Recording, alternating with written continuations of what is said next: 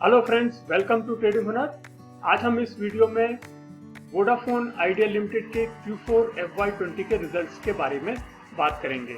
जैसा कि अभी आप अपनी स्क्रीन पर देख रहे हैं, इसका रेट 10.15 है।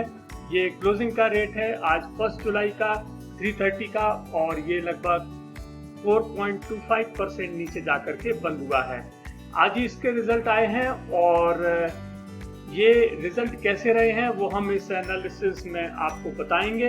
लेकिन उसके पहले हम जानते हैं इसके एक साल के जो प्राइस थे एक साल पहले वो क्या थे और आज क्या है, जिससे हमें ये पता चल सके कि जो इसके शेयर होल्डर्स हैं या जिन्होंने इसमें इन्वेस्ट कर रखा था एक साल पहले, उनको एक साल में कितना फायदा हुआ है या कितना नुकसान हुआ है। तो एक नज़र हम डालते हैं इसके एक साल के प्राइस पर। तो यहाँ पर हम देख रहे हैं एक साल पहले इसने हाई बनाया था 12.40 और आज जो हाई बनाया है वो 10.75 है।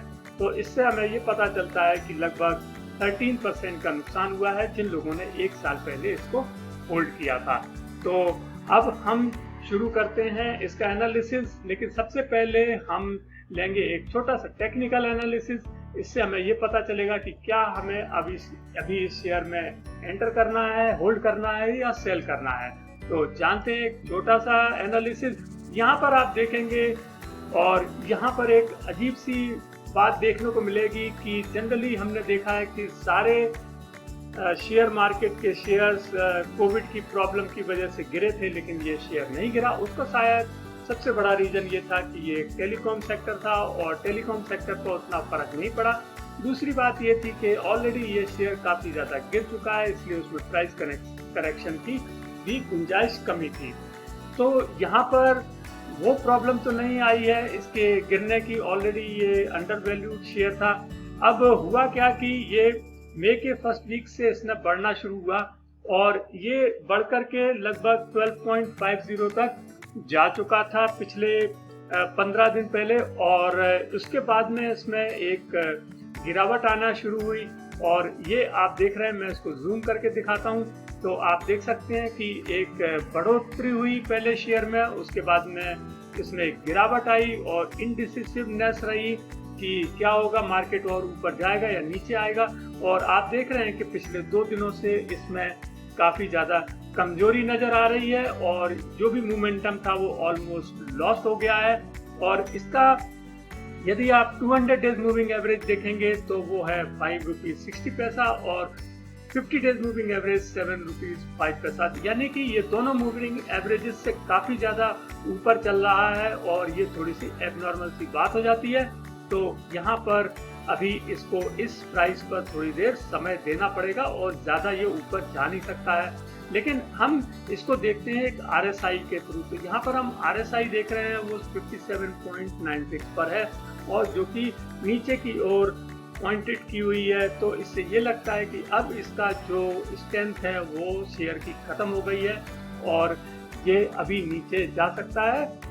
और यदि ये थोड़ा सा और नीचे गया 1-2 दिन तो ये 50 के नीचे आ जाएगी और ये काफ़ी ज़्यादा वीक की कैटेगरी में आ जाएगी। तो ये था RSI का एनालिसिस। अब देखते हैं हम इसके स्टॉकिस्टिक मोमेंटम पर। तो स्टॉकिस्टिक मोमेंटम क्या कहता है? स्टॉकिस्टिक मोमेंटम 70 के नीचे है, 70.35 है, 80 के नीचे है और इसका हालांकि पॉइंटर ऊपर की ओर है और अभी तक इसका मोमेंटम काफ़ी अच्छा दिखाई दे रहा था, लेकिन आज और कल की जो इसमें सेलिंग आई है उससे ये थोड़ा सा बैंड हुआ है।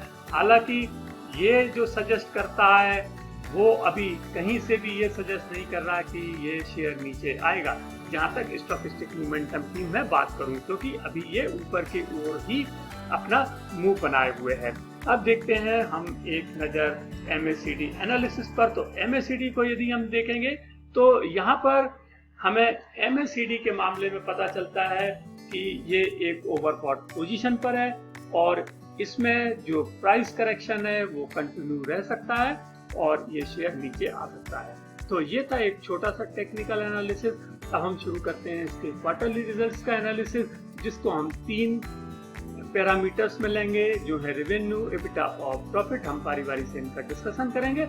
सबसे पहले लेते हैं हम revenue. Last year Q4 FY19 में 11,932 करोड़ थी इस क्वार्टर में, और इस बार ये 11,920 करोड़ हो गई है। यानी कि एक बहुत ही मामूली सी कमी आई है, जिसे हम फ्लैटिश कह सकते हैं।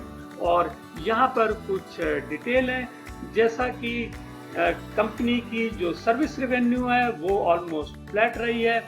Revenue from sale of trading goods जो है वो उनके 40.19% कम हो गए हैं, और जो अदर इनकम है वो भी कम हुई है, 45.93% से कम हुई है।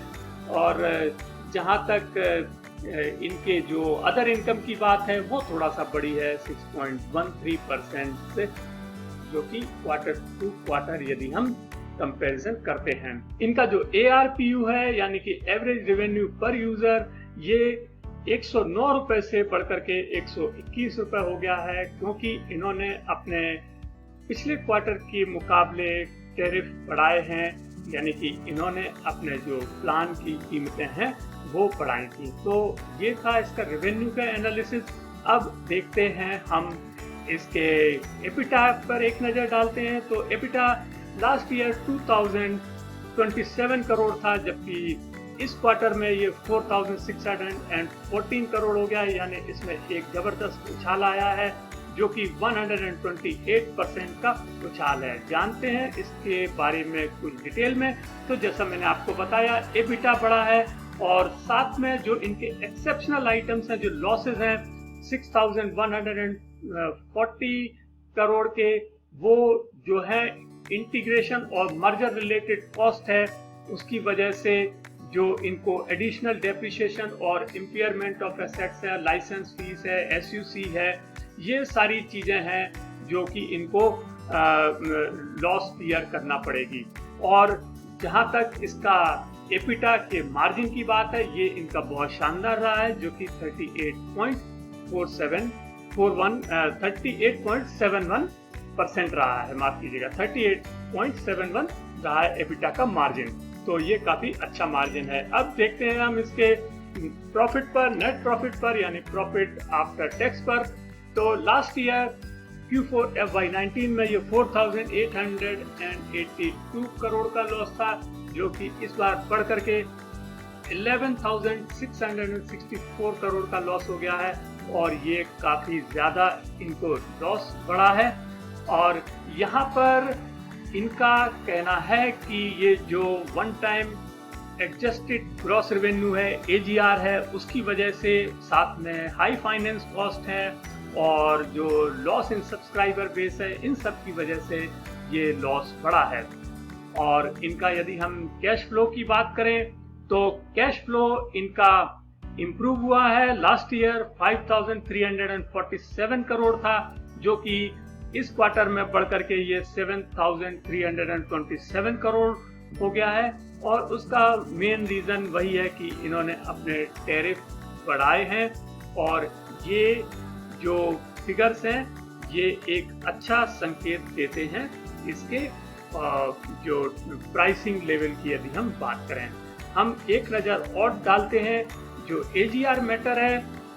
डॉट ने जो कहा है, डिपार्टमेंट ऑफ टेलीकम्युनिकेशंस, वो एक बातचीत चल रही है कि AGR का जो पेमेंट है वो नेक्स्ट 20 ईयर्स में दिया जाए। हालांकि जो अभी सुप्रीम कोर्ट की नेक्स्ट हियरिंग है वो 3rd वीक ऑफ जुलाई में है। उसमें पता चलेगा कि सुप्रीम कोर्ट का क्या रुख है, और क्या वो डिपार्टमेंट ऑफ टेलीकम्युनिकेशन से सहमत है, और यदि ऐसा होगा तो कंपनी के लिए एक बहुत बड़ी राहत की बात होगी।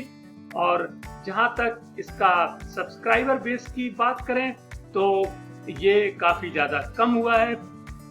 पिछले क्वार्टर की अपेक्षा 304 मिलियन से ये 291 मिलियन हो गया है। यानी कि इसके सब्सक्राइबर थोड़े से कम हुए हैं और दूसरी जगह पर शिफ्ट हुए हैं। तो ये था इसका रिजल्ट का एनालिसिस। अब देखते हैं हम इसकी समरी और देखते हैं कि क्या ये रिजल्ट मार्केट एक्सपेक्टेशन के अनुरूप है या नहीं। तो हम देखते हैं रेवेन्यू जो कि फ्लैट रही है, इनलाइन है, और जो एबिटा की बात करें, एबिटा बहुत अच्छा है और मार्केट एक्सपेक्टेशन को बीट किया है, लेकिन वहीं इसने प्रॉफिट के मामले में मार्केट की एक्सपेक्टेशन को मिस किया है। अब एक नज़र डालते हैं इसके एक हफ्ते के ट्रेडिंग पैटर्न पर। तो यहाँ पर आप देख रहे हैं काफ़ी ज़्यादा ट्रेडिंग इसमें होती है ऑलरेडी, लेकिन 29 जून को इसमें ये रिजल्ट के एक दिन पहले, जैसे आप कह सकते हैं, लगभग 99 करोड़ 42 लाख शेयर्स की इसमें ट्रेडिंग हुई है। 99 करोड़ 42 लाख, जी हाँ। और इसका जो हाई प्राइस बनाया है वो कल, जिस दिन इसका रिजल्ट आना था, शाम को एक्चुअली में इसका रिजल्ट आया है रात के वक्त, और ये आज सुबह एक्सचेंजेस को गया है। इसलिए मैंने पहले कहा था कि आज इसका रिजल्ट आया है। तो बेसिकली ये रात को आया था और इनकी बोर्ड मीटिंग काफी देर तक चली थी और ये सुबह एक्सचेंजेस को इन्फॉर्म किया गया था अर्ली मॉर्निंग। तो इनका जो हाई बनाया है वो 11.45 रिजल्ट के दिन बनाया है, जिस दिन रिजल्ट आना था। अब हम देखते हैं एक नज़र इसके शेयर होल्डिंग पैटर्न पर। तो शेयर होल्डिंग पैटर्न, प्रोमोटर्स के पास 72% की होल्डिंग है, अच्छी होल्डिंग है, उसमें कोई दिक्कत नहीं है। FII के पास लगभग 9% की होल्डिंग है और DII के पास लगभग 8.65 की होल्डिंग है। तो ये था शेयर होल्डिंग पैटर्न। और इसके वैल्यूएशन पर यदि हम नजर डालें तो बुक वैल्यू इसकी 19.16 है और प्राइस वैल्यू, ये प्राइस टू बुक वैल्यू 0.53 पर ये ट्रेड कर रहा है। फेस वैल्यू 10 रुपीज है और मार्केट कैप 29,000 के करीब है और साथ में जो इसकी डिलीवरेबल क्वांटिटीज हैं वो लगभग 24% है। तो दोस्तों, आपको ये वीडियो कैसा लगा? यदि आपको वीडियो अच्छा लगा हो तो इसे लाइक कीजिएगा और शेयर कीजिए, और यदि आपने अब तक हमारे चैनल को सब्सक्राइब नहीं किया है तो प्लीज हमारे चैनल को सब्सक्राइब कीजिएगा और बेल आइकन को प्रेस कीजिए। Thank you.